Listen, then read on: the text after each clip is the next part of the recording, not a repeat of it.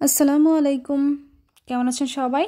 আজকের রেসিপিতে আমি আপনাদের সাথে শেয়ার করছি কিভাবে ঘরোয়া মশলা দিয়ে চিকেন দিয়ে স্প্যাগেটি রান্না করতে পারেন। আর এভাবে স্প্যাগেটি রান্না করলে অনেক বেশি মজা হয়। যেহেতু এটার সাথে মশলা থাকে না, ঘরেই মশলা তৈরি করে এটা রান্না করব।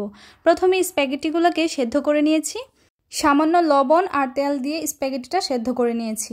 আর এখানে নিয়েছি আমি চিকেন, আর নিয়েছি হাফ চা চামচ করে লবণ, আদা বাটা, রসুন বাটা, হলুদ, মরিচ, ধনিয়া, জিরা সব কিছু হাফ চা চামচ করে দিয়ে এটাকে মেখে রেখে দিব প্রায় 10 মিনিটের জন্য।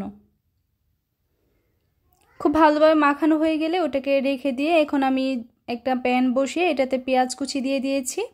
আর এখন দিচ্ছি বাটার। আপনারা চাইলে বাটার পরিবর্তে ঘি বা তেলও দিতে পারেন, তবে চেষ্টা করবেন ঘি অথবা বাটার দেওয়ার জন্য, এতে করে খুব সুন্দর ফ্লেভার আসে। এখন দিয়ে দিচ্ছি হাফ চা চামচের মতো চিলি ফ্লেক্স। এগুলো দিয়ে ভালোভাবে নেড়েচেড়ে ভেজে নিচ্ছিলাম, আর একদম লোতে করে রেখেছি চুলার আঁচটা। এখন এটাতে দিয়ে দিচ্ছি 1 চা চামচ পরিমাণ রসুন কুচি। এটাকেও একসাথে ভেজে নিব।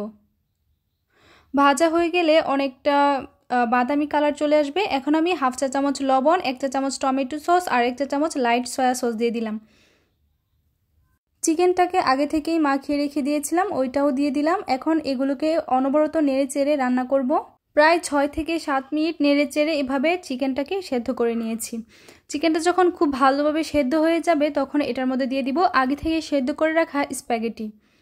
এটা দিয়ে সব কিছু একসাথে খুব ভালোভাবে মিশিয়ে নিব।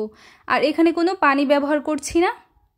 আর আপনারা চাইলে কিন্তু এখানে অরিগানো দিতে পারেন। আমি অরিগানো দিয়েছিলাম, কিন্তু কোনো কারণে হয়তো আমার ফোনে আর কি ভিডিওটা করতে পারিনি। তো যাই হোক, অরিগানোটা কিন্তু দিলে খুব ফ্লেভারটাই অনেক বেশি সুন্দর হবে। এটা দেওয়ার চেষ্টা করবেন। দেখতেই পাচ্ছেন স্প্যাগেটিটা ঠিক কতটা সুন্দর দেখা যাচ্ছে। চিকেনের সাথে এভাবে স্প্যাগেটি রান্না করলে ঘরোয়া মশলা দিয়ে অনেক বেশি মজা হয়। আশা করি আজকের রেসিপি ভালো লেগেছে। ধন্যবাদ সবাইকে।